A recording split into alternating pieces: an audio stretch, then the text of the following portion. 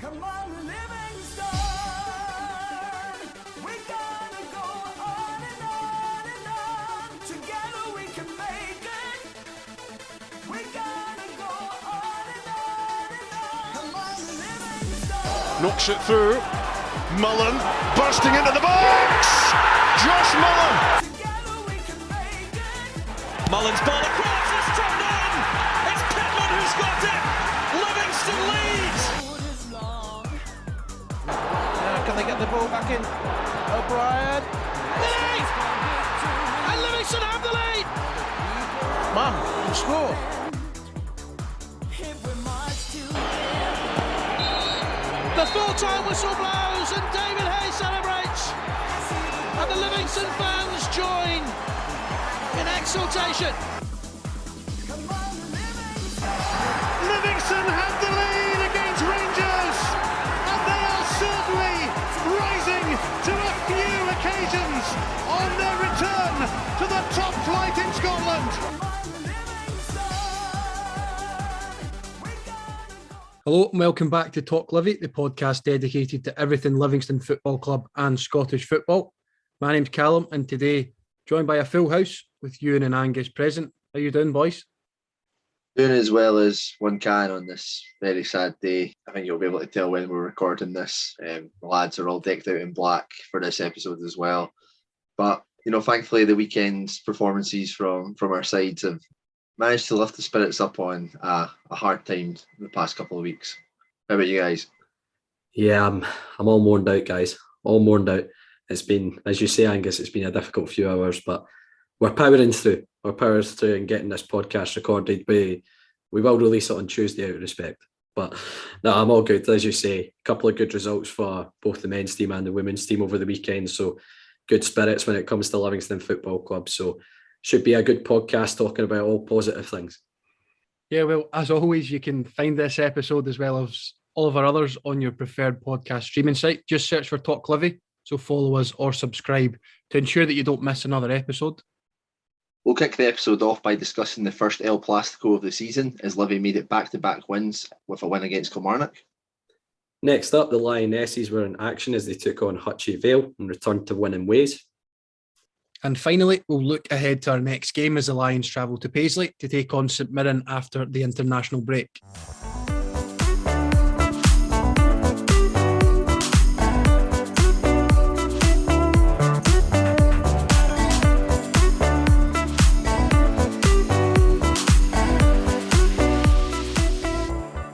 The Lions took on newly promoted Kilmarnock in the return of the El Plastico on Saturday. Once again, a first-half Christian Montano goal would prove the difference as Livy picked up another 3 points. I don't think it's a game that's going to go down in history books as our classic, guys, but fairly comfortable still nonetheless, right?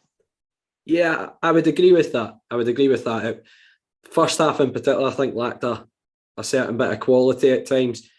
I think we probably still created the better opportunities in the first half. Omiyonga had one where he got in behind. He's put his effort over the bar from the edge of the box. But then we did get the goal. Christian Montano header. It's a great delivery in by Sean Kelly. And Montano's got across the front of his man and managed to nod it in. From a Kilmarnock point of view, very poor defending, I would say. But we'll take that. And Christian Montano is now our top goal scorer this season for a guy that didn't score last season. He's now got 3 in the league this year. He scored a couple in pre-season as well. And that's all coming from left back. So pretty impressive start to the campaign for Christian. And I know it's something we've talked about in previous episodes of the podcast that he probably needed to add a little bit of end product. And it's frightening how that's come from playing at left back. Who would have thought? But we kept growing into the game as the half went on. I was quietly impressed with Jason Holt on Saturday. He was breaking into the box a lot more than we normally see him.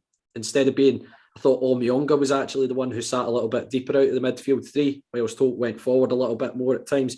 He had a shot block first half as well. But second half, I feel like we should have killed the game off with a couple of the opportunities we had. Guthrie's had one, which, to be fair, it's a great tackle in the end by, I can't actually remember which of the Achilles centre-backs it was. Pittman's chance is probably between that and Goncalves' one, which he's not gotten the end of. 2 gilt-edged opportunities to wrap the game up, and it almost cost us. Christian Doidge has had a pretty gilt-edged opportunity, which you'd expect a player like him to snap up, header in the 6-yard box, which he's put wide. But over the pace, we were definitely meriting the 3 points. But it was kind of what I expected from the game coming up against the Derek McInnes side. They're always very difficult to break down, very stuffy. We experienced that when we played these Aberdeen sides in the past as well. So I wasn't surprised at how the game panned out, but it was one of those games where I thought we would really have to graft to get the 3 points, which is what we did in the end. So very, very pleased. 2 clean sheets on the bounce as well after a couple of ropey performances defensively. So there's a lot of positives still to take from it. Yeah, I think it was comfortable in the end. Again, similar to Hearts, we probably didn't kill them off. We didn't create maybe enough chances or put the chances that we created away. But I think again, Shamal George hasn't really had anything to do. You mentioned that Dodge chance at the end. It's one of those it's heart in the mouth, isn't it? It's probably Livy of old, maybe last season. The prime game for that would be, not seeing it out against Motherwell, which ended up costing us the top 6. But I think we've managed these last 2 games very well. You saw that as well, particularly in the 90th minute when Newbley's got a chance to break forward. He just takes it to the corner. Scott Pittman does the same on the opposite side. So I think we're starting to manage the game a wee bit more. We're starting to be less naive, and we're not giving away silly free kicks anymore. We're, again, as I say, taking the ball to the corner and things like that, and managing the game really well. But yeah, it was one I think we controlled throughout. I think 1-0 is a fair result, and as you touched on, Ewan, probably could have been more. Pittman for me probably should score the chance that's cut back to him from I think Bahambula, I think it is. But yeah, I thought I was impressed with Joe Wright for Kilmarnock. I think he defended quite well, and as you mentioned, it was a typical McInnes side performance. They were relatively compact and difficult to break down, but yeah, we definitely edged it. And yeah, 2 wins from our last 2 clean sheets. Absolutely can't begrudge it. Maybe, if you're being picky, we could have had a few more, but no, delighted. I think also we're starting to see, a couple of victories at home, a couple of clean sheets as well. We're starting to see a return to the usual monikers from the opposition. Derek McInnes after the game was talking about, the main thing that he was talking about in terms of us wasn't given really much credit, just kind of focusing on, Livingston being absolutely massive. The height of our players and that was apparently, kind of too much for them. Apparently, a lot of Kilmarnock players were having to defend set pieces, which they're picking up men that they weren't used to. Is that kind of a satisfying thing as well, where we're kind of getting back to that element? I mean, like the first kind of couple of seasons that we came up to the Premiership, that was something that was, lambasted at us. People were kind of focusing on that more than anything else. In a way, does that frustrate you guys that it's kind of being labelled like that again, or does it give you a wee bit of sense of pride that again teams are, starting to not looking forward to coming here again? It is frustrating because we obviously watch the team week in, week out, and there'll be folk who'll see little snippets on Sports Scene and hear a pundit say that or a manager say that, and they'll take that as, that is the case, that's factual. It's not. I think the last couple of seasons in particular, there has been a shift away from that big physical Livy, direct. I think we can play, we can mix it up. I think we're capable of that, and we've got the players to do that with the likes of Guthrie coming in, certainly big physical presence, Joel Newbley as well. But for anyone that's watched Joel Newbley, for example, Christ, they can play. So, I think and Bahambula's a big tall lad. Tell you what, classic phrase, good feet for a big man. But that's the thing I think folk discredit us. And to be fair to a couple of pundits who were on Sports Scene this weekend, the likes of Kenny Miller and Michael Stewart, don't think they fall for the cliches about us. They do talk that we do play some decent stuff at times. But Saturday we needed a bit of that Livy of old, I think, on Saturday, which was that bit of grit, determination, just to grind out the result in the end. Granted, I think we totally deserved the 3 points and we were the better side, but we still had to kind of grind it out a little bit, which is what we did very well. But screw it. If that's what folk are going to say, if it means we're still picking up results and wins, I couldn't care less, to be honest. I think as well, to touch on the home form as well, I think asked Nicky and Davey about it in interviews after the game, and I think they both said the same, that it's starting to become a place where people feed a wee bit more. I think we've turned it into a wee bit more of a fortress this season anyway. There was a few times last season where the likes of St Johnstone came, St Mirren came, and we barely laid a glove on them. They went 1-0 up, and it was easy for them to sit back and come and get a result. But I think now, you look at that from I think that's 4 league games now.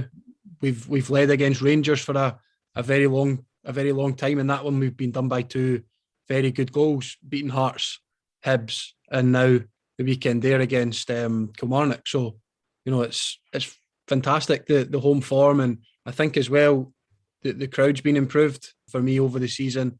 You can kind of tell you see the new generation and things coming through as well. But definitely we've kind of brought that Livingston factor back, if you will, that teams are a wee bit afraid to come and play against us now. And maybe you could say that's because we've got a lot of the players that were there last season and they've bought into it again this season of what we're trying to do. The new guys as well have come in and done all right. So yeah, it's definitely a much tougher place to come now. We wouldn't say getting bullied and things, but there was definitely a good few home games last season where you went into it, again, probably like this one, going, it's a team in and around us, we should be beating them, but ended up not. But we have. And yeah, massive 3 points for us.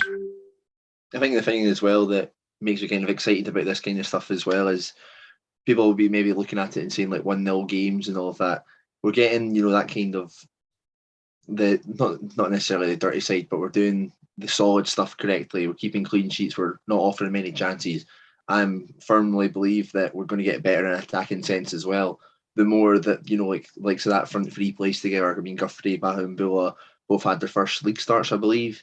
We obviously know what we're going to get from Newbley, but all these relationships between the forward lines going to continue to improve with more games. Still got Bruce Anderson to come back as well. So I think, you look at it that way, there's a lot to be excited about. And, there's no reason that the more that the season goes on, we're going to turn some of these 1-0 games into, maybe even 2 or 3-0 victories in all honesty. So encouraging signs yet again, a wee bit nervy, but again, I think the lads deserve credit for, how we saw out the game. I mean, Newbley and Holt in the last couple of minutes, keeping the ball in the corner as well. It's absolutely, superb game management. Held it in there for, a good minute and a half, 2 minutes, and Kilmarnock never really looked to like doing anything else to get into the game. But yeah, very, very pleasing afternoon all around. No real gripes at all, to be fair, either. Can't really think of anything, that was a disappointment. Yeah, very, very solid. There was a couple of changes, as you mentioned, to the team there. We saw first league starts for Bahamboula Guthrie playing in that front three. Jack Fitzwater was back on the bench. Davey stuck with Sean Kelly and Iobelai. Bruno, you might have a better idea what the case was with Fitzy, but we were discussing that before the game, and even if Fitzy was fit, I think Sean and Io did so well against Hearts that it wouldn't have surprised me if he just stuck with them at centre half. And once again, I think they both had very solid afternoons.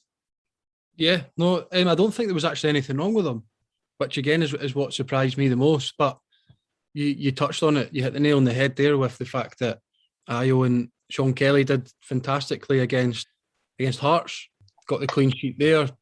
Was maybe a wee bit, sceptical with the midweek performance against Dundee United in the Cup. I don't think Sean Kelly looked brilliant at centre half, but he was up against international class striker and Stephen Fletcher. But no, he was fantastic against Hearts, and obviously I think he just kept Fitzwater out of the team. Again, nothing going on in that front from what I believe. But no, Sean Kelly was again very, very solid at the back at the weekend, and it's great because I think we all touched on it as well. Maybe on deadline day, I think it was that I think we all wanted a winger, but we all sort of spoke about the centre half problem.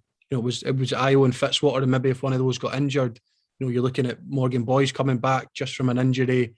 Tom Parks was injured. You're looking at Kankar, who'd again not really played centre half, wasn't great against Aberdeen, and had played sort of fullback elsewhere. So we were sort of wondering what would happen if one of those got injured or suspended like Fitzwater had. And Sean Kelly's come in and he's been an adequate replacement, hasn't he?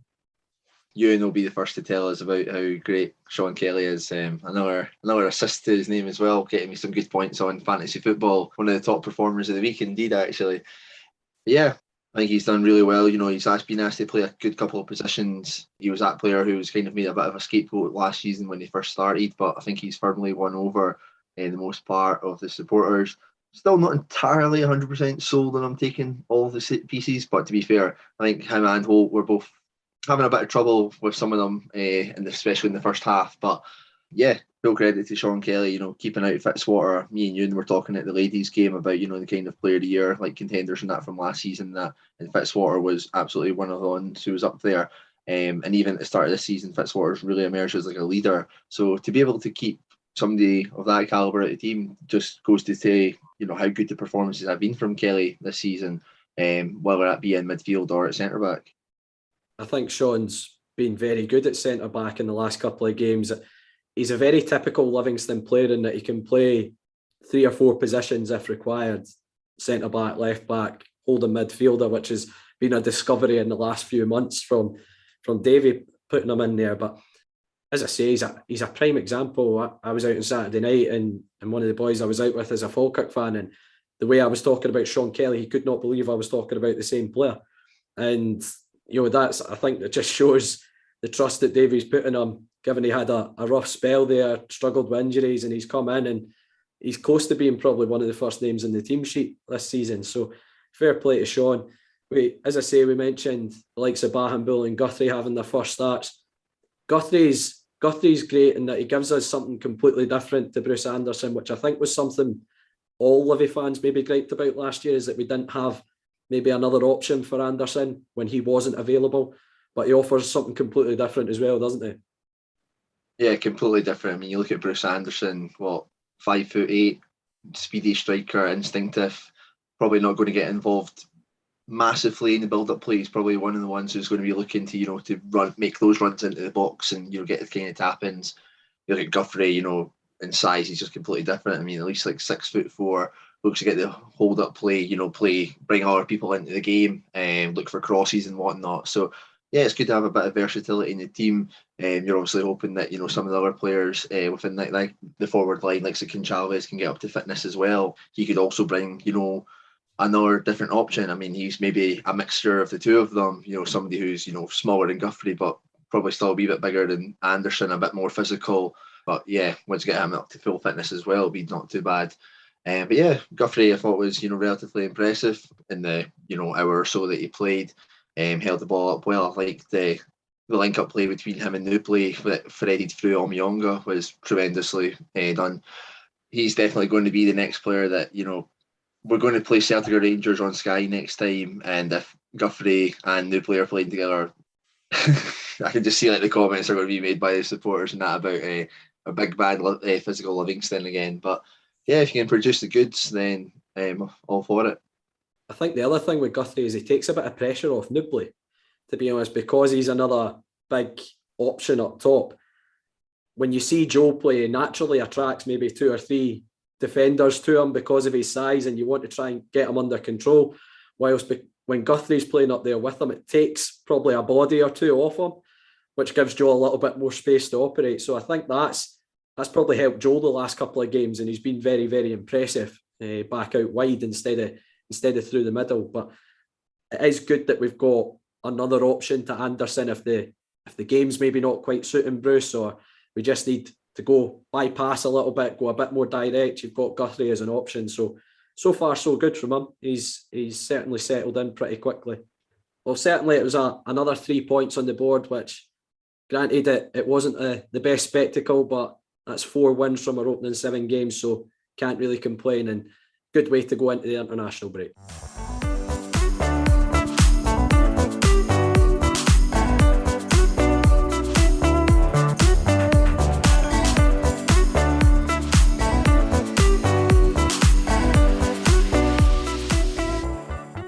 The Lionesses were back in action on Sunday, looking to bounce back from defeat to Ross Vale in their last outing. Goals from Ashley Fish, Gemma Mason and Shannon Mulligan would see the ladies return to winning ways. Guys, what were your thoughts on the game? It was kind of like a strange one, to be fair. I think that quite like the men's victory against Kilmarnock just there, I think it was, quite a comfortable result in the end without it being, some sort of a classic, I guess. I mean, I think the kind of proceedings of the match. I mean, early on it seemed as if Hutchie Vale were going to be one of the teams who would, start to like come on to us a wee bit more. I think Livi usually at home they start off very brightly, have a good couple of chances, and Hutchie were starting to threaten a wee bit, like playing some nice stuff, but never really kind of like going forward too often. Livi, again would then start, playing their own stuff, and yeah, again, Ashley Fish opens the scoring. It's a great ball through from Gemma Mason, and it's in that kind of that proper corridor of uncertainty between the centre half and the goalkeeper. Both of them can't get to it, and Ashley Fish has got the toe to poke it home. So a good start in that regard. Obviously, go 2-0 up, Gemma Mason. I'm very much looking forward to seeing the footage from the game and getting put up, because this is an absolute tremendous goal. Corner gets put out to the edge of the box. Gemma, takes a touch, goes onto her weaker left foot, but there's no.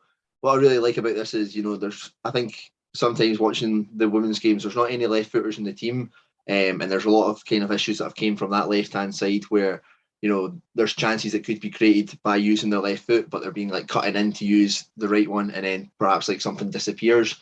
Gemma in this instance lets the ball go onto her left foot and then just instinctively just absolutely smashes it and it goes into the top corner. And yeah, I'm hoping that the guys have got some good footage of that, because it'll be great to advertise the women's game with a goal like that. It absolutely flies into the top corner. Very, very, very good goal. And from there, I think the game kind of like lulled a little bit. There wasn't an absolute abundance of chances. I think Jen Dodds has one that she'll probably be kicking herself that she didn't get like a strong enough contact on to put it 3-0 and to make it out of sight. As with a lot of the games that we've seen, when it's 2-0 for the ladies leading, they're often vulnerable to one goal getting pegged back. And the number 19 for Hutchie Vale, I think her name was Niamh Naismith, who's probably their only main threat of the game, has like an absolute tremendous finish that makes it 2-1 before half time. And I think at that point you're starting to think, going into the second half, is that going to knock the confidence out of them? Is that going to, make it a wee bit more nervy? But we would soon make it 3-1, shortly after half time through Shannon Mulligan. Again, another tremendous volley into the top corner. A set piece isn't properly cleared, and Shannon, who I thought was actually quite quiet in the game yesterday, absolutely fired one home at the top corner. And again, it's another goal that I'm hoping there's good footage of, so like we can share that out and really give the lassies like the credit they deserve. But from there on, the game it just sort of died out a little bit. There wasn't an abundance of chances. I mean, I think Ashley Fish will be a bit disappointed that she never got another goal. But yeah, it was sort of a strange game. I don't think Hutchie Vale really kind of came into it too much. And for the most part, yeah, it was a very comfortable outing for the lassies. But yeah, Ewan, you got anything to add to that? As you said, the girls started off quite brightly. Ashley Fish has obviously got that goal to put us 1-up. And as you perfectly described it, it's in that area where nobody's really taking responsibility between the Hutchie Vale centre half and the goalkeeper. And Ashley's managed to nick in, get a toe in it, and it's rolled into the far corner. But Hutchie, I think, caused a few problems in terms of getting in behind. There was a lot of space in behind. They had an opportunity where it's came out. I think Charlotte Ferguson's maybe made a block and it's came to the Hutchie Vale player. Tasha Frews ended up clearing one off the line, but then Livi have gone up the park. And as you say, the goal from Gemma Mason it's an outrageous strike. It's unbelievable, to be fair. But we were getting loads of opportunities from corner kicks, rolling the ball to the edge of the box. I don't think Hutchie had clicked onto this. We'd already done it 2 or 3 times to Gemma in that area on the edge of the box. And it was a matter of time before she got a good clean strike away, which she did. It's, as I say, I hope Blair's caught some fantastic footage of a couple of the goals, because they were pretty bloody special. But Hutchie got back in the game, and as I say, it was that kind of space in behind that was getting exploited. Ball between the centre halves, and it's a cracking finish, to be fair, by the number 19. But I think the game was essentially killed off by getting that early goal in the second half from Shannon Mulligan. Again, as you described, Angus, it's a peach of a volley from the edge of the box, right in the top corner. And again, really hope there's some cracking footage of those goals, because it will be, as you say, a great advertisement for the women's games. But again, I think Hutchie had another opportunity which was cleared off the line, very similar to the one in the first half. And Tasha Frews ended up making another clearance off the line. But it became a little bit scrappy. But the girls, I think, were professional in terms of seeing the game out. And Gemma Mason had a free kick which hit the bar. As you mentioned, I think Ashley Fish has probably had a couple of opportunities which she would normally take, but keepers have made a decent save or it's just gone wide. But it was a very good 3 points off the back of a disappointing result away at Rossvale. So I'm sure the girls will be delighted with the manner in which they saw the game out, and killing the game off earlier in the second half as well, I think was kind of key in getting that result. I think a key thing that we should maybe talk about from this game, in terms of, you know, sort of analysing it, is the sort of bizarre formation that we were playing, in all honesty. Usually the women's team lines up with a sort of a 3-5-2 with, you know, marauding kind of wide players rather than wing backs, I would say. In this match, it was, you know, that kind of, it was like a three at the back, you know, your usual Fiona Walker, Jess Murphy and Tasha Frew, Gemma Mason sitting in the middle. Then it was like a sort of a narrow four. There wasn't really anybody playing, you know, kind of wide. You had Stacey Calder, Nick Sturrock, Shannon Mulligan and Rebecca Giaconelli in there with Jen Dodds and Ashley Fisher up top. It was quite strange. We were spending the first kind of 5-10 minutes trying to figure out, you know, who was playing where, as if it was, you know, that usual formation that they were playing. But it soon became apparent that, you know, it was sort of, you know, a kind of a who's closest to the kind of sides if the ball's going down there is the one who's going to go out to that. At times that did seem to be the centre backs, which I think against maybe like a better team could cause a couple of issues. There was a couple of times that I noticed that, you know, Jess Murphy at the back was completely isolated by herself, that Fiona and Tash had both kind of went forward. It was a wee bit nervy at times because if there was a quick turnover, you know, the ball could go down and, you know, suddenly you've got a 2-on-1 situation out of nothing. I think that's something that we might need to be careful at. I think we've seen that at the corner kicks as well, Ewan, that we'd been working on a couple of set pieces, but with them they kept 3 forward every time, and there was at times it was only 2v3 at the back, which was a little risky, but I guess you can say from, you know, Gemma Mason's goal that it kind of pulled off to an extent. But do you think that's something that there's maybe a little bit of concern there, Ewan, against a better side, that those spaces would have been exploited a wee bit more, and, you know, against a team a bit more clinical, then, you know, it would have been a much more nervy ending for them? Yeah, I think Gemma Mason played almost in front of the back three and was dropping in at times when either Tasha or Fee Walker went forward. But yeah, as I said earlier, there was where Hutchie were getting their chances was exploiting that space in behind, and I think that was maybe from the centre halves, maybe both going at the same time. I think they just need to maybe work on that a little bit if that's how they're going to provide the width, if they're going to play like that again. Yeah, almost one going and one kind of filling in to add that little bit of cover just for turnovers and counter-attacks, which is where I think Hutchie were getting any sort of chances in the game. So it's something certainly I'm sure the girls will work on, and I'm sure the coaching staff will work on as well. But as I say, it's a good win, getting back to winning ways, bouncing back from that defeat to Rossvale, and hopefully they can carry that form on into the next few weeks. Yeah, next game is a away tie against Inverness, which will be a very difficult match, a big away trip. So, yeah, hopefully, you know, they can make it back-to-back victories and, you know, keep them up the table, sitting in third place now, having only 2 points behind Rossvale. But yeah, it's going to be a very interesting season. A lot of teams can beat each other. Yeah, hopefully things will continue on this way. Fair play to the Lassies, another good victory, 3-1. Keep on encouraging people to come down. You'll see some great action from the media team during the week, I'm sure, and hopefully that'll get some more bodies down.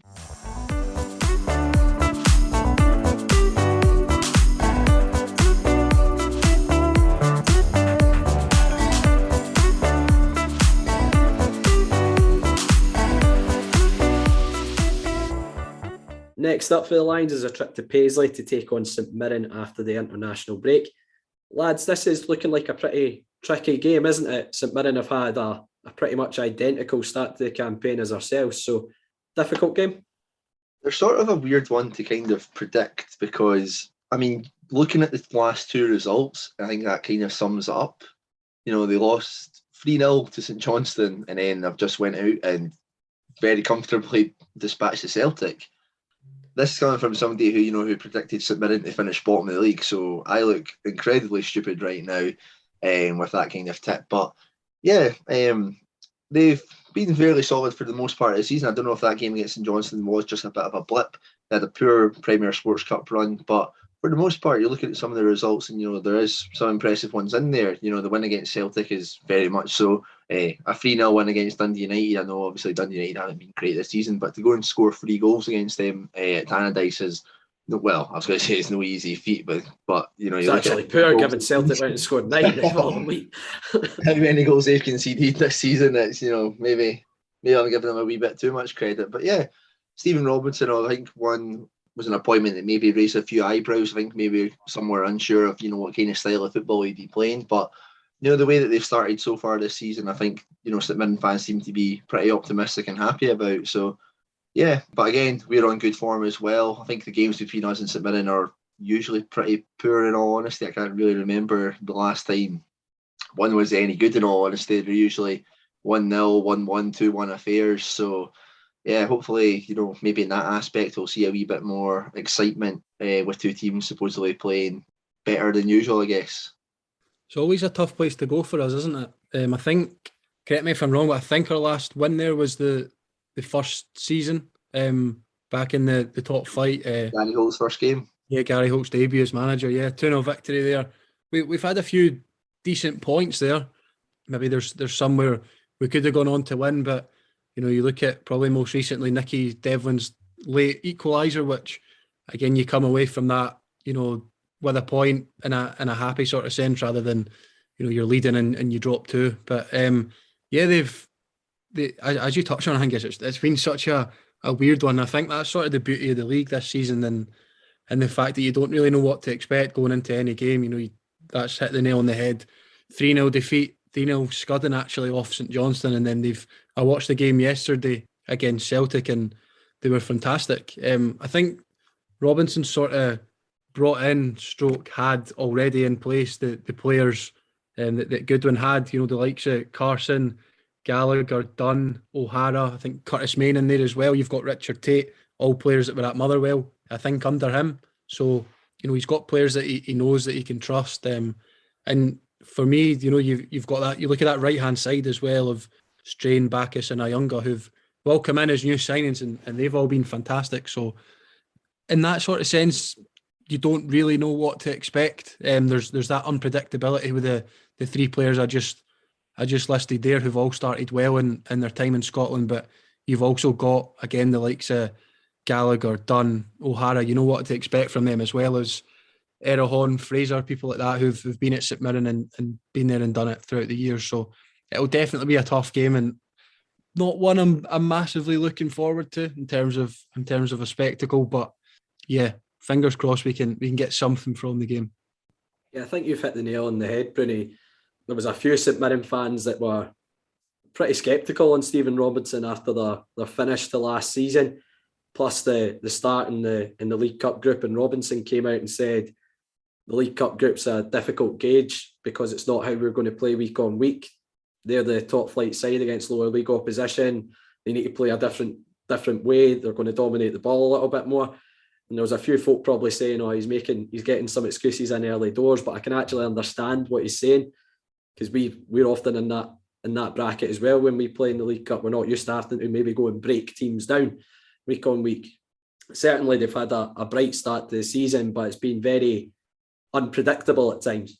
They go up to Pittodrie, they lost 4-1 up there. Granted, the red cards probably made a massive difference, similar to ourselves when we went up to Pittodrie.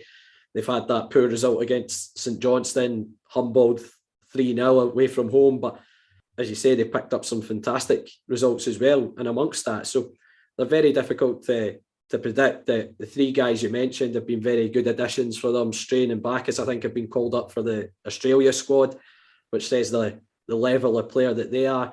Ayunga certainly looked very bright. I think the game up at Tannadice, he was causing hell for Dundee United. So he's one that we need to be very careful of. But they also have a lot of guys who have been there, done it in this league. And they'll be a very difficult side to break down. I think that was the case whenever we played Motherwell under Stephen Robinson. They were difficult to break down, but always offered a bit of a threat as well.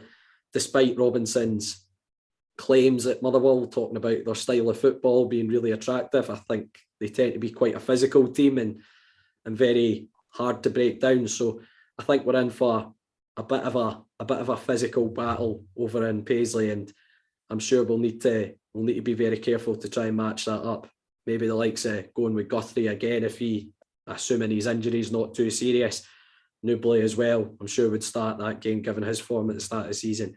So we can try and match them up almost and play the physical game if we need to as well. I mean, that'll be no problem because we are the biggest, most physical team in the history of the game.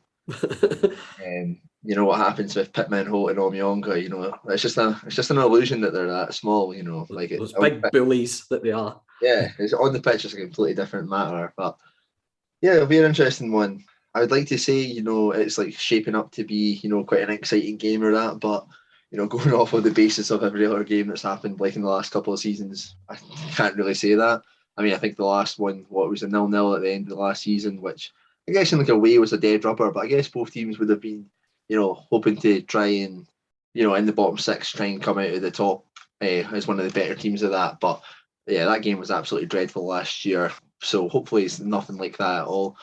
I would like to hear what your kind of opinions on, you know, obviously St Mirren took the stand this season to not allow like the Old Firm teams to basically take over like the entirety of the stadium. And it's worked kind of in their favour. They actually had a turnout yesterday that was only, I think, a few hundred less than what it would have been had they given Celtic an extra amount. What are your guys' kind of thoughts on that? Obviously, as a team like ourselves, who, you know, take that extra revenue at the expense of, you know, the stadium being filled with the opposition fans.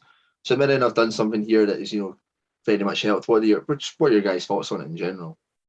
It's a difficult balancing act, I think. That if you look at Davies' comments during the week that he thinks we've hit our financial ceiling in terms of offering players maybe an increased salary and things like that. If we go and say close one of the stands to the Old Firm and offer it for home fans, is there any guarantee that that's going to be taken up by home fans? And that's over the course of 3 games with the Old Firm, potentially 4, depending where you finish in the league. That's a massive chunk of revenue that the football club's going to lose. Now, St Mirren are a bigger club than ourselves, a better supported club than ourselves.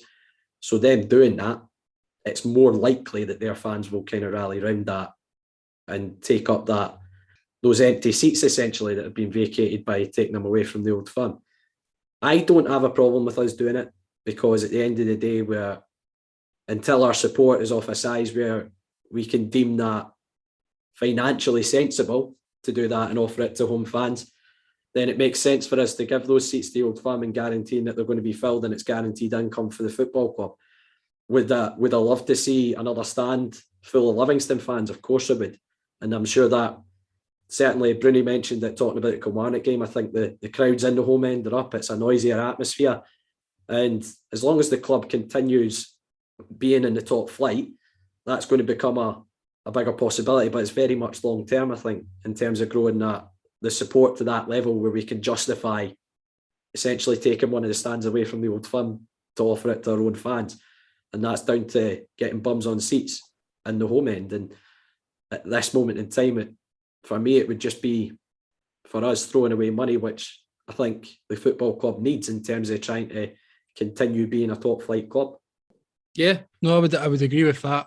Not much more to add if I'm being honest. You know, I think other than the fact that St Mirren are a club that have been around for, you know, a much longer time than Livingston, obviously going to have a bigger fan base, so probably can afford to do that and know that they'll, as you say, will sell out the grounds. But fair play to them because it was a fantastic result and the atmosphere was very good. Obviously, they've got that set of supporters, I think North Bank they're called, and again they made a fantastic atmosphere. We've obviously got again an ever-growing support, which hopefully will continue. We've obviously spoke about our home form and a lot of that's been down to the crowd as well. So just to sort of round it up, it's going to be a tough place to go regardless. You know, St Mirren always make it difficult, and just fingers crossed we can get that first win since I think it's August 2018 now. So it's a good 4 years that's gone on. So no, it'll be very, very difficult for us to get something from the game. I think again we'll go on to predictions. I believe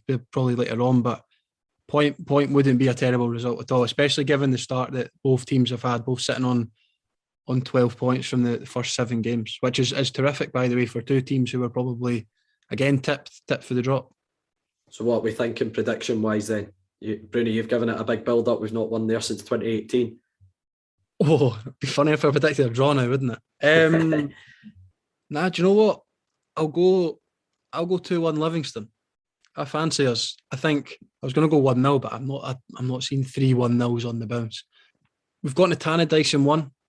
I know Dundee United haven't had the best start, so that's probably not the best argument, but there's no reason. I think we've got goal scorers in the team now.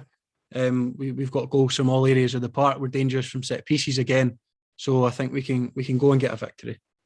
And guess what you expecting?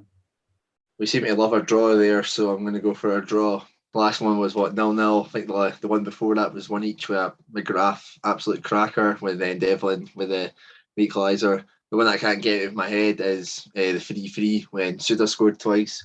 Yes, I'm going to go in that kind of lines, but I'm going to go with 1-1. I'm predicting the same as you, Angus. I'm going 1-1. Neither team has drawn a game in the league this season, so that's bound to end at some point, and it's a ground that we tend to pick up the odd point at from time to time, and I think it's two very closely matched teams that have started the season well. So I'm going to go for a draw in that one. But here's hoping we can end that run of results and get our first win in Paisley since 2018.